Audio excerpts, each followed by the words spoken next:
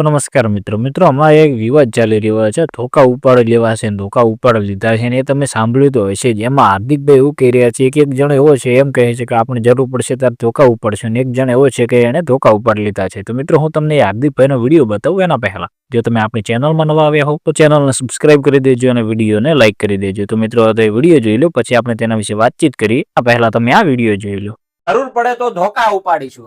આવું કહેનારને સપોર્ટ આપનારા પાછા સલાહ આપે કોને તો કે જેને જરૂર પડી ત્યારે ધોકા ઉપાડી લીધા એને સપોર્ટ કરનારને સલાહ આપે કે તમારા આવાન સમાજની બહાર કાઢી નખાઈને તમે કૃષ્ણ વંશી છો તમારા આવાન સપોર્ટ ન કરાય। એટલે વાહ આ તો કેવું કે એક જણો એમ કહે છે જરૂર પડે ત્યારે ધોકા ઉપાડીશું ને એકે જરૂર પડી ત્યારે ધોકા ઉપાડી લીધા આ બેને સપોર્ટ કરવા વાળા અંદર એકબીજાને સલાહો આપે એમ। આ તો ઓલા જેવું છું ભાઈ મારો ભાઈ ખૂન કરીને આવે તો હું ગર્વ અનુભવ મારો ભાઈ ખૂન કરીને આવ્યો અમે કોઈથી બીતા ને મારો ભાઈ આવે એટલે મેટર સોલ્વ થઈ જાય તમે તમારું હોય એટલે આવી આવો અને સામે વાળા કોકનો ભાઈ મારપીટ કરીને આવે તો એને સલાહ દેવા છે કે આવાન સપોર્ટ ન કરાય તમે આને ઘર બહાર કાઢો તમે ઘરના સપોર્ટ કરીને ચડાવ્યો એમ એટલે તે તારા ભાઈ ને કઈક નહીં ઘર બહાર બીજા ગામમાં સલાહ દેવા જાશો તેમ આવું રામ રાજ્ય હાલે છે ભાઈ આ કોણ કરો મોજ માથે ન ઓટી લેતા કોઈ આ તો ભાઈ જનિતમાં જારી વાત છે।